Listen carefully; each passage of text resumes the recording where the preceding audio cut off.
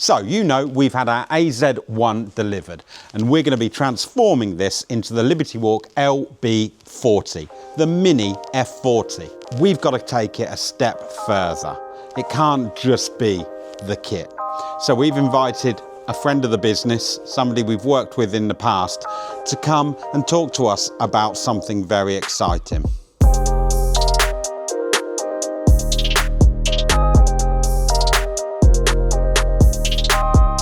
So this can't be any build. We've really got to step it up. And luckily, with some of our contacts, some friends of the business, we've got just a person to help us. Nathan, Team Jimmy. Classic Suzuki. If you can let the guys know a little bit about yourself. Yeah, no problem. My name is Nathan Columbia and we run the Team Classic Suzuki. So we've got a privately owned collection of Suzuki's, vintage Suzuki's, mainly sort of 80s, 90s bikes. So we've got the RGV 500 behind us that I've brought along to Liberty Walk today. And we run things like the Isle of Man TT, we do the Classic TT, we run Goodwood, we run bikes up the hill at Goodwood for the Festival of Speed. And we're fortunate enough to be able to use these bikes all over the world. Yeah, so heavily involved with Suzuki. Absolutely. Now this AZ1 had a Suzuki engine in it, or has a Suzuki engine in it, a 650cc 3-cylinder turbo. But you've had some ideas about that. Yeah, well, obviously, I mean, yeah, great little engine. It was originally in the Cappuccino, and then obviously they brought it into the AZ. You know, I was chatting the other day and stuff, led me to a few thoughts and stuff. So what I've done is I've brought along one of our GSX R1000 engines. So this is a 2008. This is just a mock-up engine that we had, but this is going to be full world superbike spec engine. So we can expect one of these little 1000cc engines to give in a region of 195 horsepower. 195 horsepower. And in a little car like this that weighs very little, it should make a really exciting drive with the sequential gearbox and all the bits that come standard on the... What do these rev to? This will rev to about sort of 13.5, 14,000 RPM. 13.5, 14,000. Yeah. And there we go.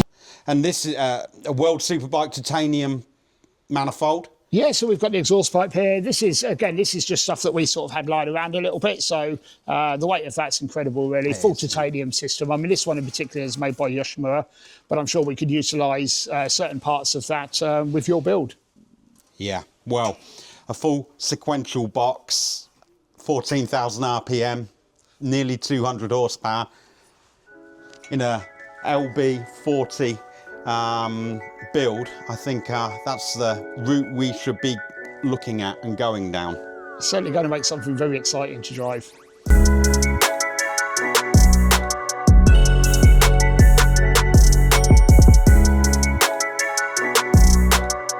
Okay, so tell me, where do you come across goods like this? Well, yeah, we've obviously in the know with Suzuki and bits and pieces, and this engine, the team at the time was the Corona All-Star Ray team, so they run people like Max Biaggi, they run Leon Haslam. They were racing at World Superbike, the highest level with street-orientated bikes. And when they finished racing, we were actually fortunate enough that we bought a job lot that included a lot of their old engines and spares. So this is one of them. This is just a mock-up engine that we have here, but we have all of the parts to put this back to its original glory. So fantastic engines. As I said, revving to 13.5, 14,000 RPM.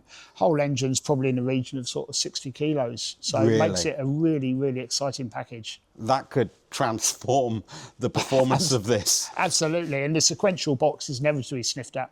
Yeah, no, most definitely. I remember Max Biaggi on the All-Star Suzuki, and just to think, you know, we could be running something with that motorsport pedigree in Absolutely. here. So this bike behind us, what's this one? Yeah, this is Kevin Schwantz's 1994 RGV 500. It's a completely different kettle of fish. This is a 500cc two-stroke. So these in the time was given in a region of 175, 180 horsepower. So again, phenomenal things to ride. Whole bike weighs 130 kilos. Wow. This is Kevin's bike from '94. Kevin won the World Championship in '93. This bike carries the #1 plate that he rode that year. And they went from Lucky Strike, who sponsored the team for three years in the original white colour. They then went to this stunning red and white livery for the 94-95 season. Well, this bike has gave me a thought. Rosso Red, Ferrari connection. Lucky Strike, the sponsorship of Suzuki, running a Suzuki engine, being a Ferrari F40 style kit. I am very much thinking that Lucky Strike livery on the LB40 could be the way to go. Well, let us know your thoughts and comment if you think Lucky Strike livery on the LB40, and of course GSX R1000 engine.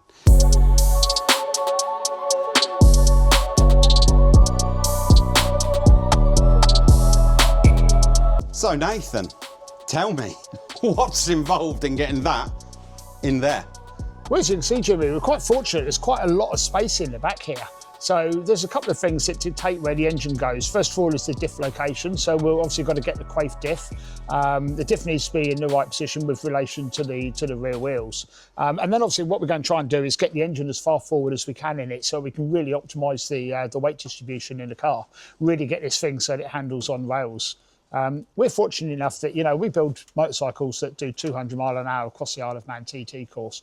You know, doing something like this, it's got to be done right. We've got to make the subframe nice and strong for it. As I said, get the engine position located right will give you a lot of benefits to driving it. Sequential gearbox, as I said, will make a fantastic feeling for the drive. And with the quaif diff, it should really be quite a good package. Will we still get reverse? Absolutely, they do a reverse within the kit of the rear differential, so okay. It'll just be a simple reverse gear. That's incredible.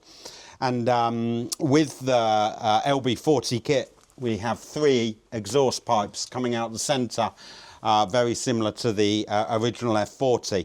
So we could probably run the titanium downpipes into a 3-piece tailpipe with a small silencer. Absolutely. We'll keep these original exhaust pipes, probably for the headers. We need to do some work on the oil pan in order to make it so we don't have oil starvation when the car goes around corners. So we need to run a baffled oil pan in it.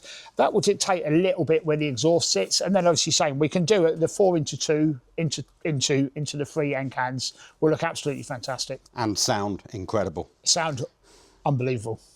Probably better than an F40. Well, that's a debate, but it's going to sound incredible.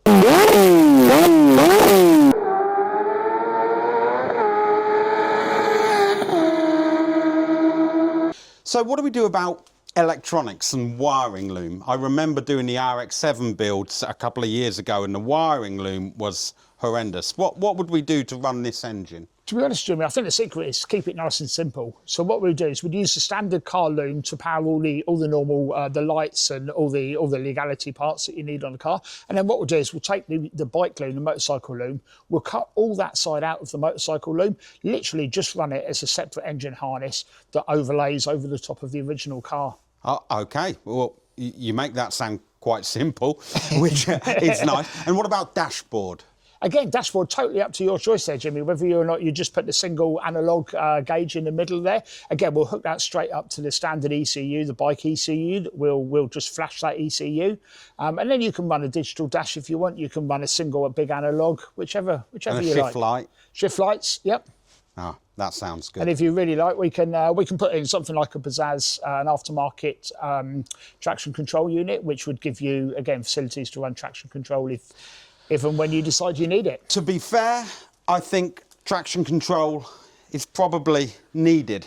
So this car, stock, weighs 725 kilos. With the engine removed, this going in, it's probably...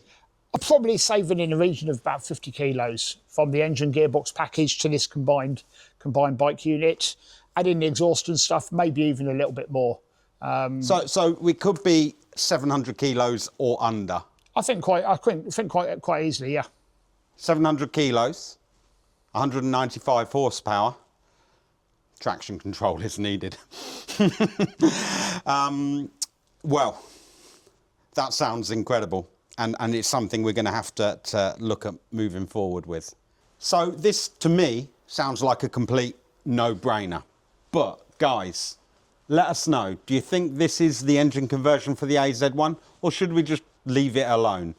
We're on a time schedule. I mean, we want this AZ1, the LB40, at some of the European shows early into the season. So the time scale of doing the kit, the paint, the engine would mean we're really up against it. So let us know in the comments whether we should go with the GSX R1000 lump, and well, we'd have to start work quite soon. Absolutely. Let us know, like, subscribe, and give us a comment. Nathan, thank you very much for all your help. And well, do you want to take it now? I'd love to, Jimmy.